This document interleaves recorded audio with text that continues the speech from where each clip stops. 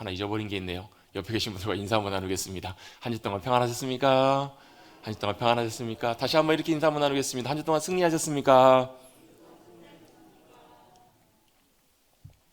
물어보셨으면 대답을 들으셔야죠. 여러분 인사만 해놓고 그냥 가버리시면 어떻게 해요? 예의가 없는 거잖아요. 물어보시면 대답을 해야 하잖아요. 여러분 기도에도 굉장히 중요하거든요. 기도도 우리 할 말 다 해놓고 주님 말씀하시려고 하는데 가버리시면 안 되는 거거든요. 여러분 기도하고는 뭐 해야 돼요? 들어야 되는 것처럼 여러분 물으면 들어야 돼요. 여러분 평안하셨대요? 승리하셨대요? 들으시지도 않으셨으면서 듣지도 않으시고 어떻게 하세요? 여러분 어떻게 승리하는가? 여러분 우리의 삶의 승리는요 우리에게 있는 것이 아니라 뭐에 있냐면요 주님의 말씀에 있습니다. 왜 주님의 말씀에 있냐면 주님의 말씀이라고 할 때 주님이 말씀하시다라는 말을 우리 보통 이제 성경에서 다바르라는 말을 제일 많이 사용하는데요. 다바르라는 말이 무슨 의미가 또 그 안에 있냐면 뭐 원래대로 되돌리다, 정돈하다, 질서를 찾다, 질서를 찾게 하다 이런 의미가 그 안에 있다라는 거예요. 무슨 말이냐면 여러분 사람의 말은요 때때로는 질서를 주기도 하지만 혼돈을 주기도 합니다. 그렇죠? 사람의 말은 기쁨을 주기도 하지만 때때로는 어때요?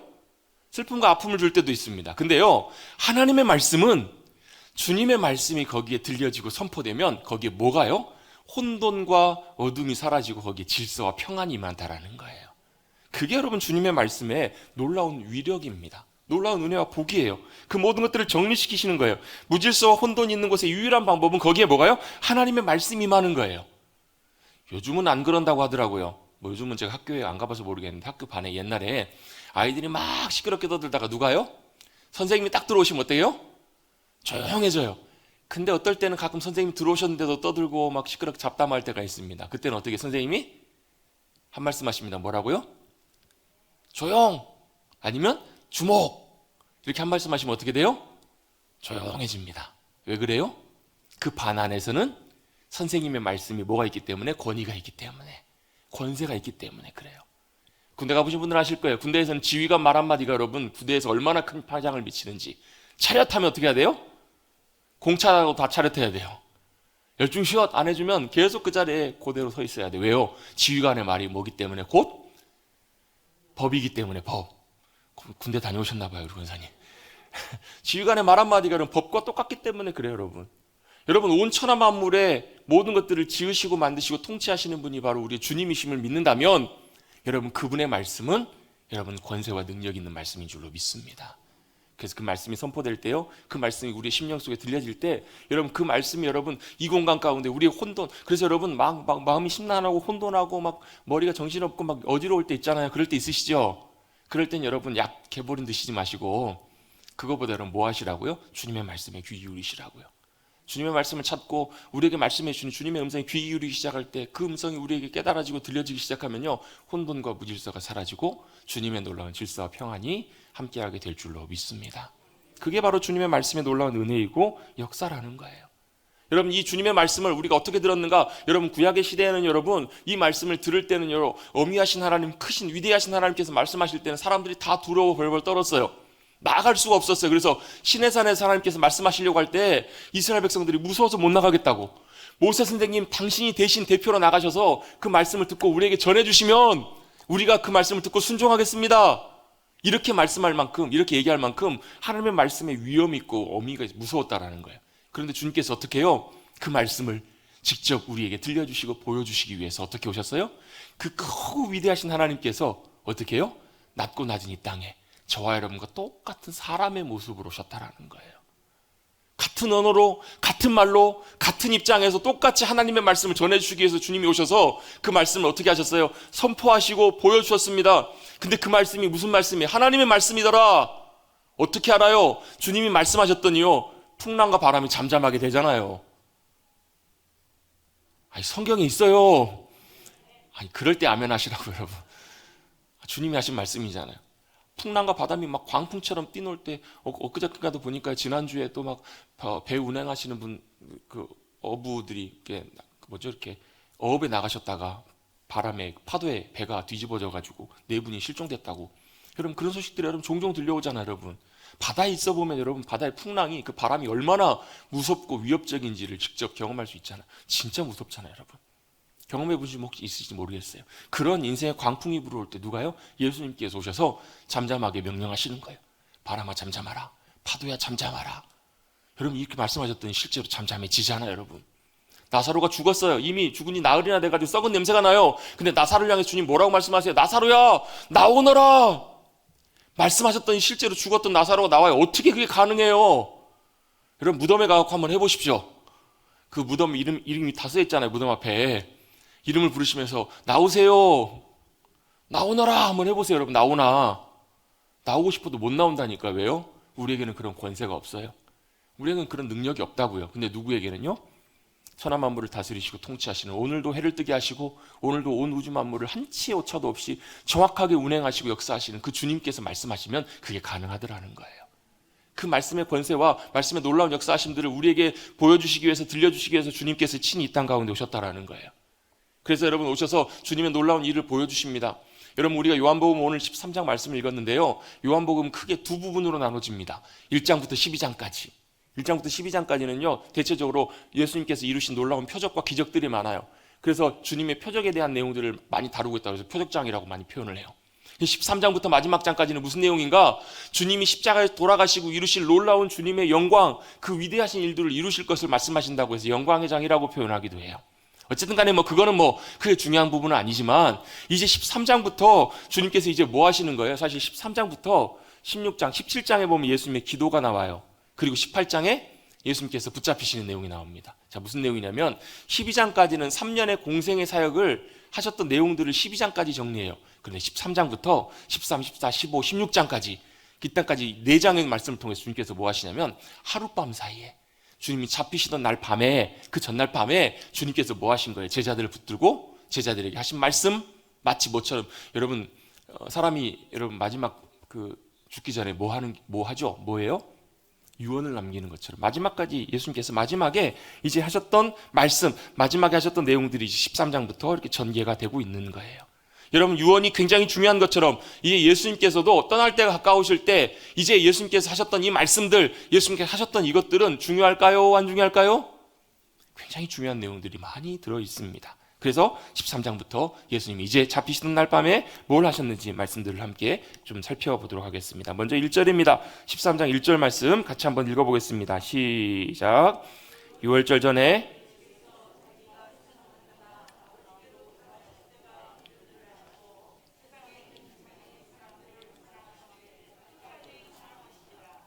아멘. 6월절 전에, 이게 6월절이 다가오고 있습니다. 6월절이 다 됐습니다. 예수님께서 자기가 세상을 떠나 아버지께로 돌아가실 뭐가요? 뭘 하셨다고요? 때가 이른 줄 아셨다라고 말씀하십니다. 여러분 예수님은 뭘 하시는 분이셨냐면요, 예수님은 때를 아시는 분이셨어요. 여러분 때를 아는 것이 지혜입니다. 그리고 여러분 때는요, 자꾸 이때가 생각이 나는데 이때가 아니라 여러분 때는요, 시간의 때는 그걸 여러분 성숙한 사람이 볼 수 있습니다. 왜냐하면요, 성숙한 사람이 그 때를 보고 뭐 하냐면 준비해요. 여러분 예수님께서 그 비유를 말씀하시잖아요. 열처녀의 비유. 열처녀의 비유의 가장 큰 차이는 뭐예요? 그 때를 알고 준비했는가 아닌가. 여러분 기름은 다 갖고 있었어요. 근데 여러분 언제 올지 몰라서 그때 그 기름을 그때에 맞춰서 적절하게 넉넉하게 준비했던 슬기로운 지혜로운 5처녀만 천국의 그 혼인잔치에 들어가잖아요. 여러분 때를 아는 것이 굉장히 중요합니다. 그리고 여러분 그 때가 하나님의 때와 우리의 때가 잘 맞는 것도 굉장히 중요해요. 인생에는 뭐가 중요하다고? 타이밍이 중요하다고 얘기를 많이 하잖아요. 돈이 굉장히 많았어요. 근데 쓸 데가 없어요. 근데 돈이 진짜 필요할 땐 돈이 없어요. 뭐가 안 맞는 거예요? 타이밍이 안 맞는 거예요. 타이밍이 안 맞으면 아무 의미가 없어요. 여러분 정확한 하나님의 예비하신 때와 우리의 때가 정확하게 딱 맞아떨어지는 것, 여러분 이게 참 복된 은혜예요. 여러분 이 때를 아는 것도 참 중요합니다. 왜요? 그 때를 알아야 뭐 하냐면요, 잘 준비한다라는 거예요. 잘 준비하는 것들이 필요합니다. 예수님께서는 그 때를 아시는 분이셨어요. 무슨 때요? 하늘 보좌에서부터 이 땅 가운데 오셨던 주님께서 이제 다시금 돌아가야 될 때가 되었다는 것을 예수님께서는 아셨어요. 이제 곧 돌아갈 때가 된 것을 아시고 예수님께서 뭐 하셨는가? 지금까지 계속 해오셨던 것이지만 뭘 하셨냐면요, 1절 뒷부분에 이렇게 말씀하십니다. 때가 이른 줄 아시고 뭘 하셨다고요? 세상에 있는 자기 사람들을 뭐 하셨다고요? 사랑하시되 끝까지 사랑하셨다. 이전에도 예수님이 사랑하셨는데요, 예수님께서 어떻게 하셨냐면 끝까지 사랑하셨대요. 여러분 여기서 무슨 표현이 중요한가? 끝까지라는 표현이 굉장히 중요합니다. 왜요? 지금까지는 잘 도와줬던 사람이 마지막에 결정적으로 중요한 순간에 못 도와줘요. 그럼 뭐 하는 거예요? 도움이 되는 거예요? 안 되는 거예요? 안 되는 거예요. 지금까지는 참 충성스럽게 믿을 만한 사람이었는데 마지막 순간에 배신했어요. 이 사람은 뭐 한 사람이에요? 충성스러운 사람이에요? 배신자예요. 누구예요? 배신자입니다. 여러분, 끝까지 잘 가는 것이 참 중요합니다. 잘 오다가도 마지막 순간에, 결정적인 순간에 그걸 할 수 없다면 그것은 믿을 수가 없는 거예요. 그런데 예수님께서는 우리를 사랑하셨는데 어떻게 사랑하셨는가? 끝까지 사랑하셨대요. 누구를요? 세상에 있는 주님의 사람들을, 주님의 자기의 사람들을, 제자들을, 주님의 믿음의 백성들을, 또 누구를요? 2000년이 지난 지금을 살아가는 우리들을 끝까지 사랑하셨다는 거예요. 여러분, 저와 여러분을 주님께서 끝까지 사랑하신 줄로 믿습니다. 그래서 여러분, 끝까지 사랑하기 위해서는 어떻게 사랑해야 돼요? 사랑은 오래 참아야 돼요. 언제까지요? 오래 참는데 언제까지요? 끝까지. 참 쉽지가 않아요. 사랑은요, 모든 걸 다 주는 거예요. 언제까지요? 끝까지. 줄 수 있는 거 다 줄 수 있을 때까지. 여기서 여러분 딜레마가 있습니다. 여러분, 우리는 여기 한계가 있어요. 한계가. 뭐가요? 여러분, 우리는 상황은요, 우리는 아무리 끝까지 다 하고 싶어도 우리의 한계는 뭐예요? 제한적이에요. 해주고 싶으지만 다 해줄 수가 없는 상황이에요. 여러분, 그런 얘기를 어떤 분이 하시더라고요. 옛날 삼풍백화점이 무너지는데 뭐 무너진다는 징조를 듣고 소리를 듣고 사람들이 도망 나오니까 자기도 막 도망 나왔다라는 거예요. 근데 자기보다 앞서가던 어떤 분이, 한 분이 자기를 제치고 한 분 가던 분이 그 앞에서 기둥이 떨어지면서 깔린 거예요. 아차, 찰나의 순간에. 정말 자기가 조금만 더 빨리 갔었으면 자기가 거기 깔렸을 텐데, 한편으로 얼마나 안타까워요. 그래서 또 막 와르르 무너지는 걸 뒤로 하고 도망 나오려는데 그분이 뒤에서 부르는 거예요. 연세 많으신 분인데 부르면 도와달라고. 여러분 같으면 어떻게 하시겠어요? 어떻게 하실래요? 그분이 그런 얘기를 하는 거예요. 도와주고는 싶은데, 다시 가서 붙잡아 꺼내주고 싶은 마음은 간절한데 차마 못 가겠더라는 거예요. 왜요? 가면 다 죽는 거거든요. 다 죽어요, 여러분. 건져내고 싶지만, 도와주고는 싶지만, 사랑으로 섬기고는 싶지만, 여러분, 우리 인간의 한계가, 여러분, 우리는 다 줘도요, 여러분, 다 줄 수 있는 게 별로 없어요. 생각보다. 여러분, 목숨이요? 자녀가 아파 죽어가요. 부모 마음은 어때요? 차라리 내가 아팠으면, 내가 차라리 죽었으면, 그런 마음, 부모님들로서 다 마음 당연히 같잖아요. 근데 그렇게 가능해요? 안 돼요? 안 돼요, 여러분. 하고 싶은데 못 줘요. 물론 여러분, 뭐 장기나 이런 부분들, 이식 이런 것들은 어느 정도 가능하죠. 뭐 신장을 떼준다든지 간을 이식해준다든지 이건 가능하죠. 근데 여러분, 목숨은, 생명은 여러분 주고 싶은데 줄 수가 없어요. 주고 싶은 마음은 있지만 안 된다라는 거예요. 근데 예수님께서는 어떻게 하셨는가? 사랑하시되 끝까지 사랑하셨어요. 어떻게 해요? 자신의 생명을 다 주시고, 뿐만 아니라 어떻게 해요?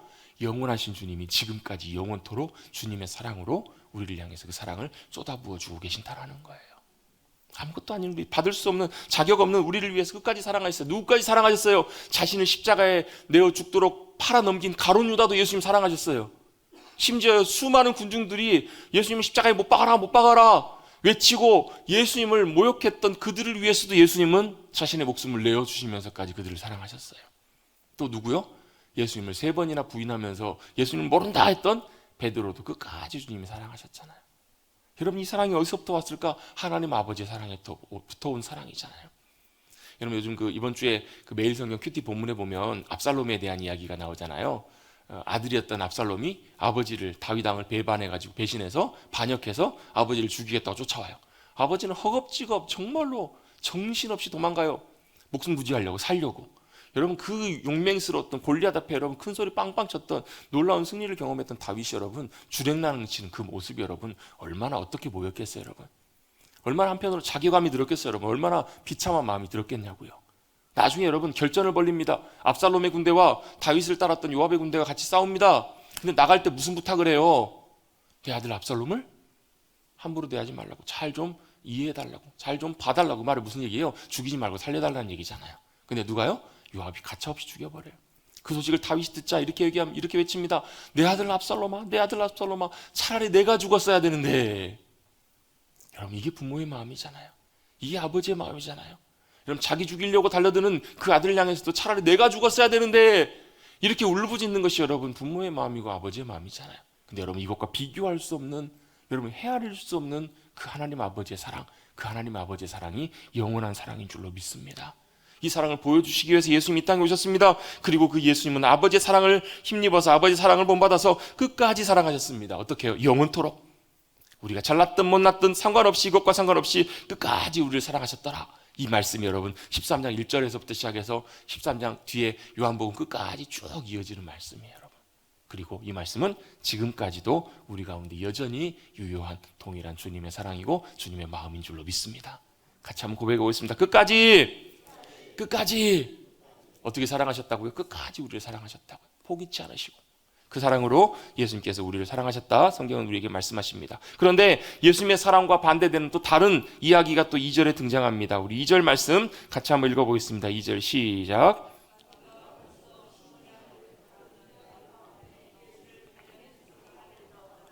아멘. 자, 마귀가 뭘 했다고요? 시몬의 아들 가룟 유다의 마음에 예수를 팔려는 생각을 넣었더라, 이렇게 말씀합니다. 생각을 넣었더라. 생각이 여러분 굉장히 중요합니다. 여러분, 우리가 영적으로 싸우는 영적인 싸움터의 가장 치열한 최전선이 어디냐면 우리의 생각이에요. 우리 생각에서 끊임없이 영적인 싸움들이 일어납니다. 왜냐하면요, 우리의 생각은 내가 하는 생각이니까 내 생각이라고 다 생각하기 쉬운데요, 내 생각만이 내 생각이 아니에요. 무슨 말이에요 이게? 무슨 말인가요? 내가 하는 생각 속에는 내가 하는 내 자연스러운 생각들도 있지만 들어오는 생각들도 많이 있다고요. 하나님께서 주신 생각도 있고요, 또 뭐가요? 사단이 우리에게 집어넣는 생각들이 있습니다. 이거 여러분 끊임없이 사단이 집어넣어요. 끊임없이. 마치 뭐처럼 요즘 보면 막 사기치는 거 뭐 보이스피싱처럼 여러분 끊임없이 계속 뭐하고 있냐면 사단이 여러분 우리의 마음속에 생각을 집어넣는 거예요. 왜 생각을 집어넣는가? 사단이 우리에게 생각을 집어넣으면요, 우리가 그 생각을 받아들여요. 그 생각이 그냥 생각으로 그치지 않고, 아 그렇구나, 동의하기 시작하면요, 그 생각이 여러분 어떻게 되냐면 나를 어떻게 해요? 이끌고 가기 시작해요. 생각이 생각에서 끝나지 않아요. 내 삶을 이끌고 갑니다. 그대로 행하게 합니다. 그래서 여러분 우리의 생각이 무너지면, 사로잡히면 다 끝나는 거예요. 다 그대로 끌려갑니다. 그대로 이끌려고 합니다. 그래서 여러분 사단은 끊임없이 우리에게 사단의 생각들을 집어넣습니다. 근데 여러분 우리가 그걸 잘 분별하지 못하면요, 잘 막아내지 못하면, 잘 정리하지 못하면, 내가 그걸 선택하게 되면, 받아들이게 되면 그게 나의 올무가 돼요. 예를 들면 이런 거예요. 내가 당연히 마땅하게 생각하는 것들, 내가 당연히, 예를 들면 우리 마음속에 서운한 생각이 들어오기 시작해요. 마음속에 불편한 마음이 들어오기 시작하네요. 그걸 여러분, 맞아, 내가 왜 그런 대우를 당해야 돼? 왜 저렇게 나에게 함부로 얘기하는 거야? 아니면 내가 왜 그런 처지에 놓여야 돼? 여러분 이런 생각들로부터 자꾸 내 자신을 노출시키고 그대로 동의하기 시작하면 뭐 하는 거예요? 그때부터 그 생각이 나를 이끌고 가기 시작해요. 그래서 여러분 생각이라고 하는 것은요, 단순히 생각에서 그치지 않아요. 뭘요? 그 생각이요, 우리의 마음을 주장하고요, 또 뭘요? 우리의 감정도 움직여요.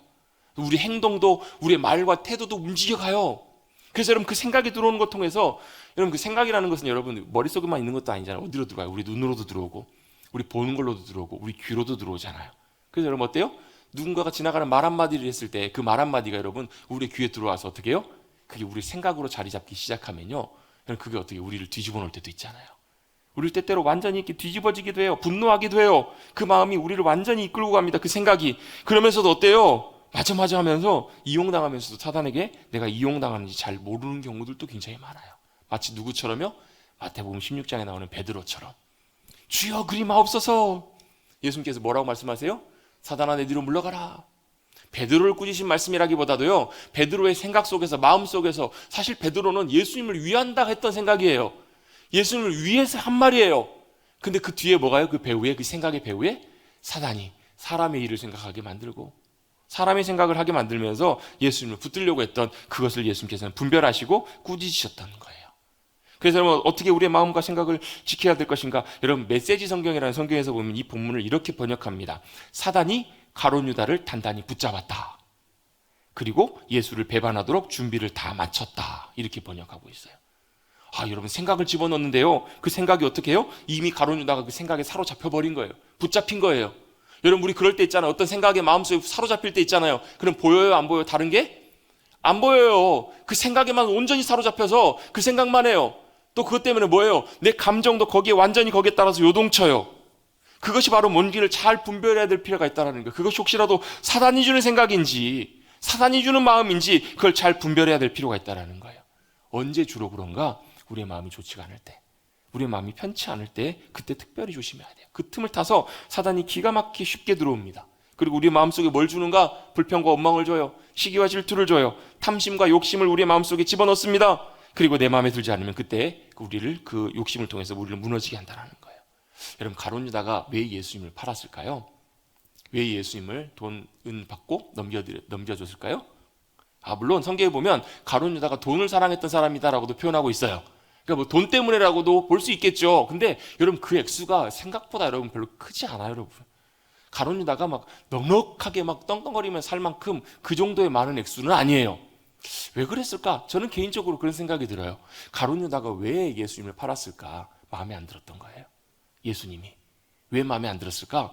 자기가 생각하는 메시아, 그리고 예수님이 오셔서 이제 막 예루살렘 입성하셨잖아요. 막 사람들이 환호하면서 이제는 어때요? 예수님이 왕으로 메시아로 한 자리 차지하시면서 자신들이 이루기를 원하는 로마로부터 압제로부터 자기들을 구원해 주시고 자기들 가운데 놀라운 일들을 이루시고 자신들 또 떵떵거리면서 이제는 목에 힘주고 살 무언가를 기대하고 있는 그것들을 기대했겠죠. 그런데 예수님의 행보는 전혀 그것과 다른 방향으로 가시더라는 거예요. 예수님은 전혀 그것과 그들의 기대와 가룟 유다의 마음과 전혀 상관없는 주님의 길을 가셨던 분이 바로 우리 주님이시잖아요. 그게 마음에 들지 않았을까? 불편하지 않았을까? 마음에 불평이 생기기 시작하고 불편한 마음들이 들어오기 시작하자 가룟 유다의 마음에 누가 들어와요?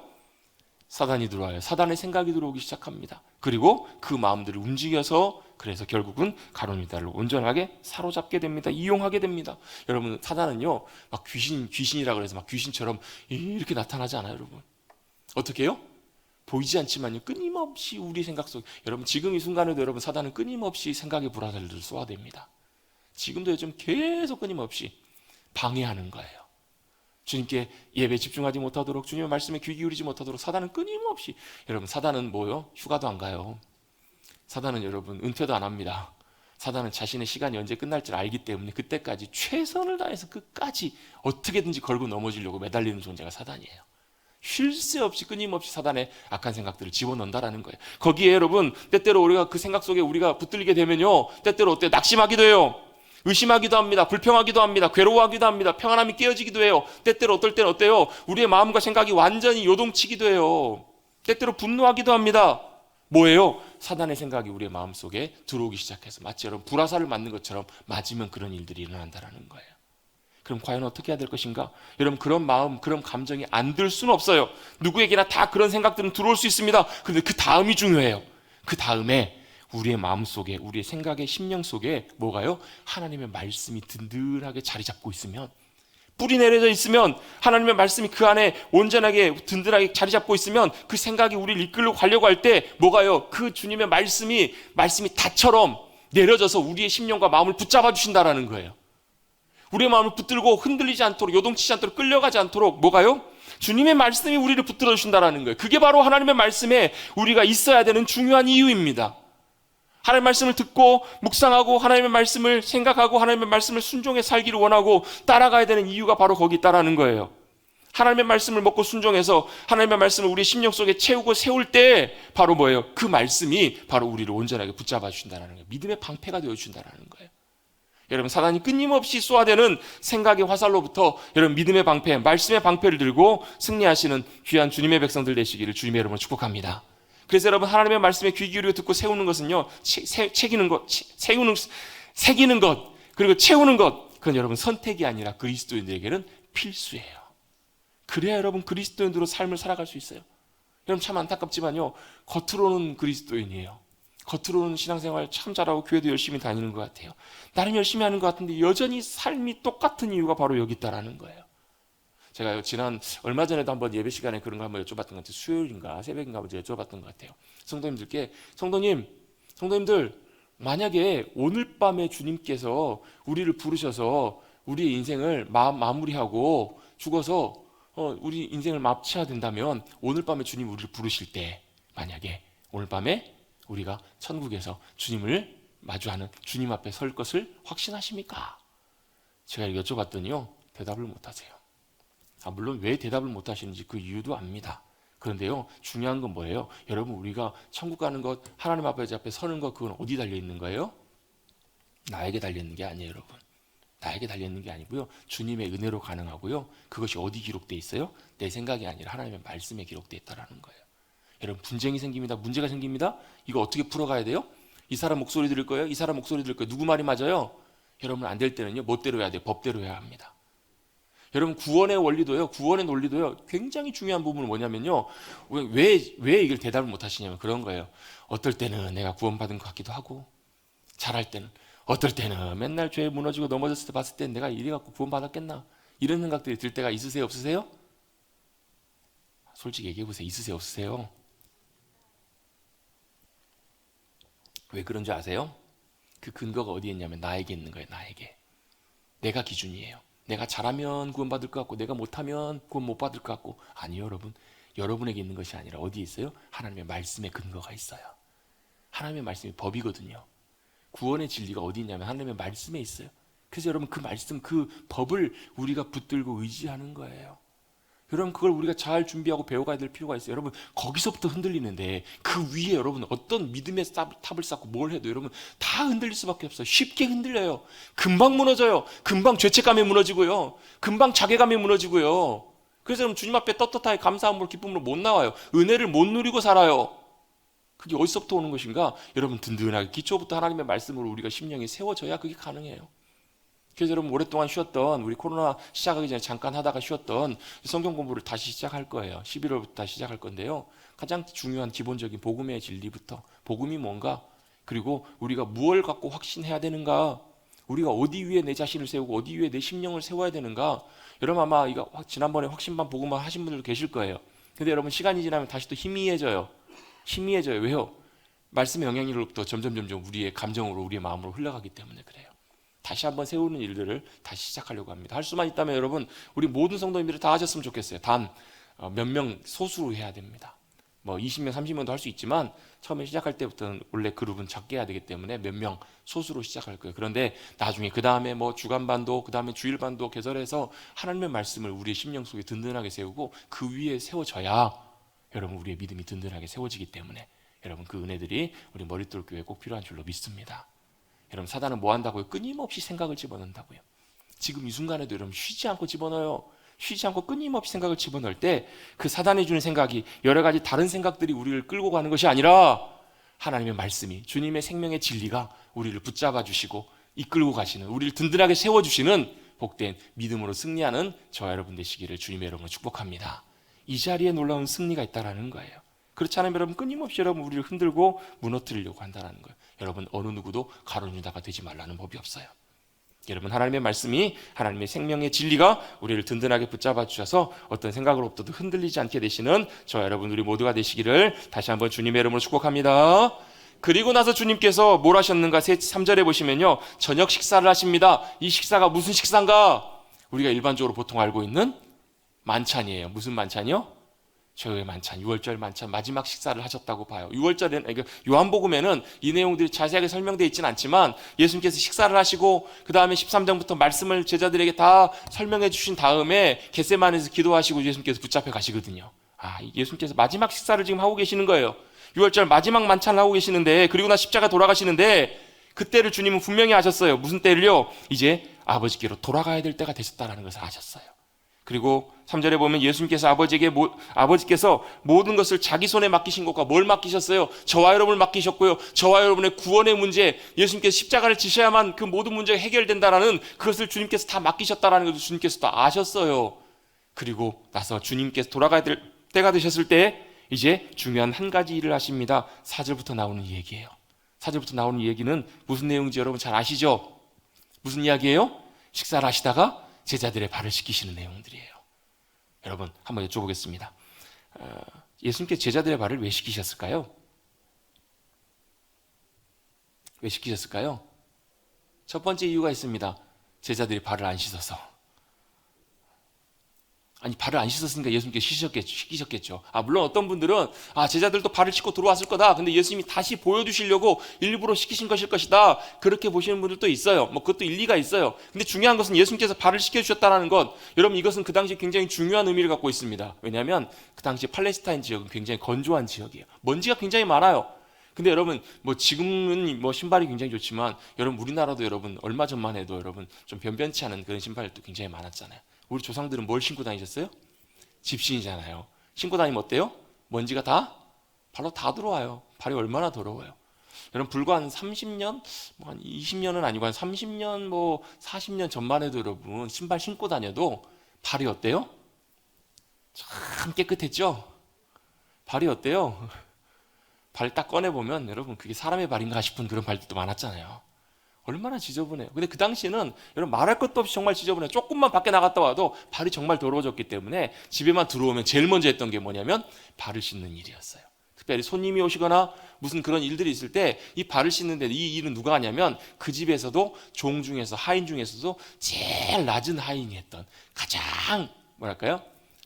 가장 낮은 낮고 천한 일이 바로 발을 씻기는 일이었어요. 그래서 집 앞에다가 뭘 뒀냐? 집 입구에다가 이렇게 두세 통 드는 물을 뒀어요. 여러분 이 통이 뭐예요? 가나의 혼인잔치에서 예수님께서 물을 부으라고 하셨던 그 통이에요. 그 통에다 물을 받아놓고 가장 낮은 종이 와가지고 발을 씻기는 거예요. 더러운 발을 다 씻기고 이제 집으로 들어가는 거예요. 근데 제자들은 왜 발을 안 씻고 들어왔을까? 어떤 목사님이 이렇게 추측을 하세요. 이 사건 전에, 이 식사 전에 제자들이 뭘 했냐면요. 뭘 했어요? 싸웠어요. 뭐 갖고 싸웠는가? 내가 높다, 네가 높다. 이거 갖고 싸웠던 거예요. 자, 예수님께서 이제 예루살렘 입성하시니까 이제 예수님께서 뭘 하실 것 같은 거예요. 그래서 누가요? 세베대 어머니가 와가지고, 세베대 아들들의 어머니가 와가지고 뭐예요? 예수님께서 보좌에 앉으실 때 하나는 우편에 하나는 좌편에 앉혀주십시오. 얼마나 아들 둘 든든하게 앉혀주길 바랬겠어요. 이 얘기를 듣고 누가요? 제자들이 다 시기하고 와가지고 쟤네들 뭐야? 우리 어머니도 빨리 전화해야 되겠다 오시라고. 이렇게 했을까요? 아니요. 마음속으로 얼마나 시기하고 질투했는지 몰라요. 예수님께서 그 마음을 다 꿰뚫어 보셨어요. 그러면서 하나님 나라의 중요한 원리를 주님이 말씀해 주시잖아요. 그 원리가 뭐예요? 세상에 있는 주권자들은 왕이나 이런 사람들은 어때요? 그 위에 군림해서 낮은 사람들이 그 사람을 섬겨주는 것이 세상의 논리이다. 섬김을 받는 것이 성공한 원리고 섬김을 받는 것이 높아지는 가장 사람들이 바라고 원하는 것들이다. 근데 하나님의 나라는 그렇지가 않다라는 거예요. 자, 예수님께서 이렇게 말씀하셨어요? 제자들이 알아들었을까요? 못 알아들었을까요? 뭐 알아듣는다고 끄덕끄덕은 했겠죠. 근데 여전히 뭐예요? 마음속에는 여전히 그 마음들이 그대로 남아있지 않았겠냐고요. 왜요? 지금 저와 여러분에게도 똑같은 그런 마음들이 다 있잖아요, 여러분. 그 재미있는 영어 표현이 있더라고요. 그 패킹 오더라는 수어가 있어요. 뭐냐면 이게 이제 닭을 갖고 이제 닭에서 나온 유래인데 닭 10마리를 닭장에다 한꺼번에 쫙 집어넣으면 순식간에 얼마 지나지 않아가지고 뭐가 되냐면 서열이 쫙 결정된다라는 거예요. 1번부터 10번까지가. 그래서 어떻게 해요? 1번 닭은 다 쪼으면서 다닐 수가 있어요. 2번부터 9번까지, 10번까지를 다 쉽게 말하면 쪼고 다니는 거예요. 2번 닭은요? 1번 닭을 피해요. 1번 닭이 쪼고 있으면 가만히 있어요. 그러다 어떻게 해요? 3번부터는 자기가 다 쪼고 다니는 거예요. 3번 닭은요? 4번부터. 이걸 이제 패킹 오더라고 한다는 거예요. 근데 여러분 이게 뭐냐면 닭만 그래요? 우리도 똑같다라는 거예요. 우리도 어떻게 어디 딱 가면 어떻게 뭔가 뭐부터 해요? 줄이 쫙 서지잖아요. 서열이 딱 서지잖아요. 높은 사람, 낮은 사람, 눈치 볼 사람, 내가 수그려야 될 사람. 이게 딱 된다라는 거예요. 그래서 어떻게 해요? 위에 올라가면 내가 막 쪼고 다니는 거예요. 위에 올라가면 내가 마음대로 부리고 다니는 거예요. 세상 주관자들은 이렇게 한다. 그런데 하나님의 나라는 그와 반대다. 하나님의 나라는 어떻다고요? 오히려 큰 자일수록 높은 자일수록 어디로 간다고요? 가장 낮은 자리로 내려간다고요. 그걸 예수님께서 보여주시기 위해서 제자들의 발을 씻기신 거예요. 발을 씻기시기 위해서는 어떻게 하셨어야만 했어요? 엎드리셨어야만 했어요. 무릎을 꿇고 엎드리시면서 제자들의 발을 하나하나 다 씻어주십니다. 여기서 여러분 제자들의 발을 씻겨주셨던 예수님의 발을 씻겨주신 의미에 두 가지 중요한 의미가 있습니다. 첫 번째는 어떤 의미인가? 이때 누가 등장하는가? 베드로가 등장합니다. 베드로가 짜잔 나타나요. 베드로에게 우리는 한편으로 저는 읽으면서 참 감사한 마음이 있어요. 고마운 마음이 있어요. 왜요? 베드로가 이래 줬으니까 이 의미들을 우리가 정확하게 더 잘 알았죠. 다른 제자들은요, 예수님께서 발을 씻겨주시는데 아무 말도 못하고 그냥 가만히 있어요. 근데 누구만은요, 시몬 베드로가 이렇게 얘기합니다. 6절입니다. 주여, 주께서 내 발을 씻으시나이까? 이게 무슨 말이에요? 아니, 주님 왜 제 발을 씻기세요? 안 돼요. 이런 의미잖아요. 여러분, 이래야 정상 아닌가요? 다른 제자들도? 다른 제자들은 아무 말도 안 하고 가만히 있어요. 베드로만 이렇게 얘기를 해요. 그랬더니 그 다음에 주님께서 이렇게 말씀하십니다. 7절입니다. 예수께서 대답하여 이르시되 내가 하는 것을 내가 지금은 알지 못하나 이후에는 알 것이다. 베드로가 이르되 내 발을 절대로 씻지 못하시리이다. 베드로는 또 한 성격 하잖아요. 화끈하잖아요. 절대로 제 발 못 씻기십니다. 이렇게 베드로가 얘기했던 예수님께서 하셨던 말씀이 이것입니다. 우리 8절 뒷부분 예수께서 대답하시되 한번 읽어보겠습니다. 시작. 예수께서 대답하시되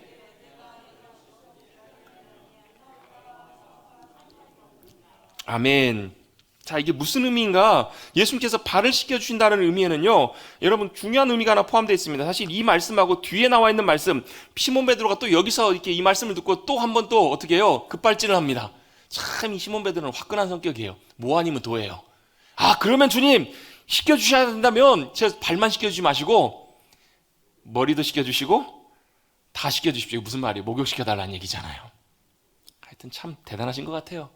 근데 여러분 이 베드로가 이렇게 얘기했기 때문에 이 의미를 우리가 더 정확하게 알게 되는 것 같아요. 예수님께서 뭐라고 말씀하시냐면 10절입니다. 같이 한번 10절 읽어봅니다. 시작. 예수께서 이르시되 발밖에 씻을 필요가 없느니라. 온몸이 깨끗하니라. 너희가 깨끗하나 다는 아니니라 하시니. 아멘. 이게 무슨 말씀이에요? 너희는 이미 뭐한 자라고요? 목욕한 자라고요. 베드로는 뭐 했다고요? 목욕했다고요. 또 주님께서 이 목욕을 위해서 뭐 하셨어요? 십자가에 달려 돌아가신 거예요. 이번 주에 계속 이제 지난주 이번 주 뭐 이렇게 세례 교육을 시작하고 있는데 세례를 받을 때 제일 중요한 것 중에 하나가 뭐냐면 복음이 무엇인지를 아는 거예요. 복음이 뭐예요? 예수님께서 죄된 인간 나를 위해서 나의 모든 죄를 짊어지시고 십자가에 죽으심으로 그 십자가의 대속의 은혜가 내 모든 죄를 어떻게 해요? 사하셨다라는 거예요. 내가 자격 없지만 조건이 없이 아무런 대가 없이 주님께서 우리를 예수님 십자가의 죽으심으로 다 감당하심으로. 왜요? 내가 죽어야 되는데 누가 죽으신 거예요? 예수님께서 돌아가시면서 내가 감당해야 될 모든 것들을, 여러분 시편 46편에 보면요, 여러분 우리가 인생 가운데 지은 죄를 영원토록 갚아도 다 못 갚는데요. 여러분 복음의 내용 중에서 설명할 때 여러분 전도폭발의 복음 전문에 보면 그런 내용이 나와요. 여러분 우리 삶에 죄가 얼마나 많은가. 여러분 하루에 3번 죄를 지으면요 90평생을 살면 몇 번 죄를 지은 줄 아세요? 9만 번을 짓습니다. 9만 번. 죄가 9만 개래요. 9만 개. 여러분 죄가 9만 개인데 여러분 그 죄를 없다 할 수 있어요? 없어요? 그냥 없다 할 수 없어요. 공의는 뭐예요? 죄는 죄인 거예요. 잘못은 잘못인 거예요. 그래서 주님이 어떻게 하셨어요? 공의롭게 그 문제를 해결하시기 위해서 직접 본인이 그 죄에 대한 대가를 다 치르신 거예요. 감당하신 거예요. 그래서 어떻게 하셔서 갚으셨다고요. 해결하셨다고요. 그걸 어떻게 해요? 받아들이고 믿고 내 안에 그 주님을 모셔드리는 것, 그게 바로 뭐라고? 예수님 영접하는 거라고요. 그 주님이 내 안에 들어오시고 내가 그 주님의 놀라운 이루신 그 복음의 놀라운 역사하심들을 내가 받아들일 때 내가 뭐가 된다고요? 거듭난 주님의 자녀가 된다고요. 하나님의 자녀가 될 수 있다고요. 영접하는 자 곧 그 이름을 믿는 자들에게는 하나님의 자녀가 되는 권세를 주셨으니 그 권세가 주님으로부터 우리 가운데 부어진다고. 그래서 여러분 세례를 받을 때 어떻게 받아요? 여러분 저희 장로교에서는 세례를 받을 때 그냥 물로만 이렇게 뿌립니다. 근데 여러분 지금도 침례교나 순복음 같은 데 가보면요 침례를 행해요. 물속에 푹 담궈요. 뭐 하는 거예요? 내 더럽고 추한 옛 자아는 물속에서 이미 다 죽었습니다. 깨끗하게 씻김 받았습니다. 이걸 선언한 예식이에요. 그래서 어떤 목사님들은 일부러 막 꼬록꼬록 할 때까지 안 꺼내주세요. 왜요? 나 옛 자아는 죽었다라는 거예요. 그리고 깨끗하게 씻김 받고 이제는 뭘로요? 새롭게 거듭났다라는 거예요. 새롭게 하나님의 자녀로 새로 태어났다라는 거예요. 그걸 예수님께서 뭘 비유를 말씀하시냐면 목욕하는 걸로 말씀하고 계시는 거예요. 여러분 예수님이 나의 구주가 되심을 믿고 예수님을 나의 주님으로 영접하고 내가 하나님의 자녀가 되었다는 것을 믿는다는 것은 이미 우리가 의롭게 된 줄로 믿습니다. 그걸 믿고 고백한다면 우린 이미 뭐 한 거예요? 베드로처럼 목욕한 존재들이라는 거예요. 근데 목욕했는데 뭐가 또 필요해요? 발을 씻는 게 필요하다고요. 왜요? 이미 다 깨끗하게 됐지만 여러분 때때로 우리의 손에 발에 묻는 그 더럽고 추한 것들은 뭐 해야 될 필요가 있다고요? 씻어야 될 필요가 있다고요. 여러분 요즘 집에 들어가실 때마다 제일 먼저 뭐 하세요? 손부터 씻으시죠? 옛날에는 그렇게 하라고 그러다 안 됐는데 왜요? 이제 코로나 때문에 그게 가능하잖아요. 왜요? 씻는 것이 집에 들어가는데 우리에게 굉장히 유익하니까.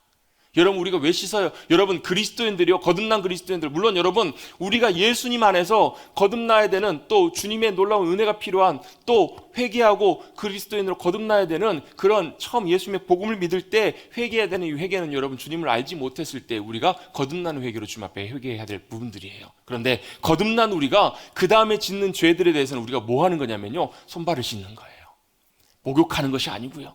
왜요? 이것은 뭘 위해서 필요한가? 이건 구원의 문제를 위해서 필요한 것이 아니고 바로 하나님과의 우리와의 관계를 위해서, 예수님과의 우리와의 관계 가운데 가로막고 더러운 것들을 씻어내기 위해서 하는 고백이라는 거예요.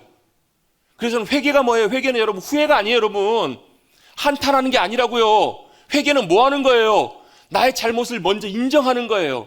주님의 말씀 앞에서, 성령님의 비추심 앞에서 내가 이러이러합니다라고 주님 앞에서 뭐 하는 거예요? 인정하는 거예요. 근데 여러분 회개하기가 참 어려운 이유 중에 하나가 뭔지 아세요? 잘 몰라요.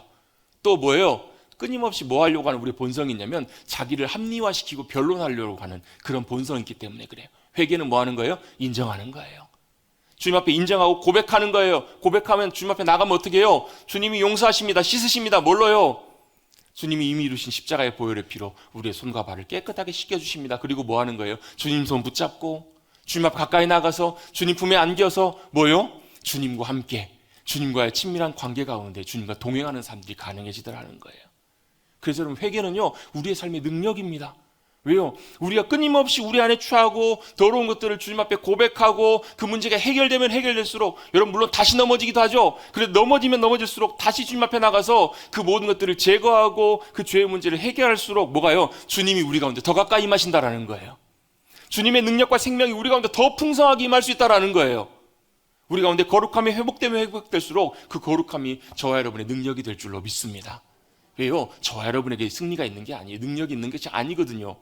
우리는 끊임없이 우리의 더러운 발을 주님 앞에 내어드리고 주님이 우리의 발을 씻어주실 때, 정결케 될 때, 회개함으로 자유케함을 누리게 하실 때 우리 가운데 주님이 주시는 하늘의 풍성한 신령한 것들과 귀한 것들을 주님께서 우리에게 놀랍게 허락해 주실 줄로 믿습니다. 그 삶을 누리고 살아가는 삶, 그게 바로 믿음의 삶이에요. 예수님께서는 베드로에게 그걸 말씀해 주고 계시는 거예요. 다른 것이 중요한 것이 아니라 너의 발을 씻어야 된다. 취하고 더러운 것들을 내가 씻겨주길 원한다. 물론 여러분 두 번째 나오는 중요한 의미, 사실 그 의미도 굉장히 중요한 의미예요.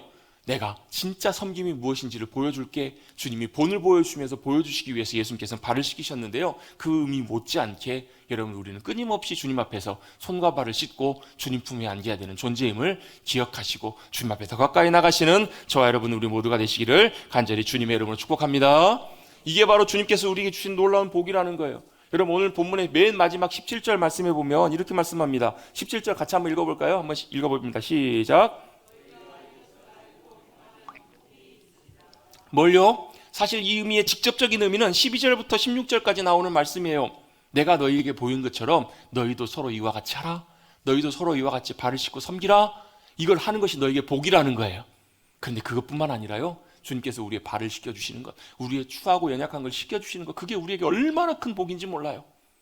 얼마나 큰 은혜인지 몰라요. 왜요? 주님은 그 모든 것들을 다 끌어안으시는 분이시거든요. 끝까지 사랑하셨던 분이시거든요. 할렐루야. 여러분 그 주님의 크신 은혜와 사랑 앞에 더 가까이 나가시는 저와 여러분 되시기를 간절히 바랍니다.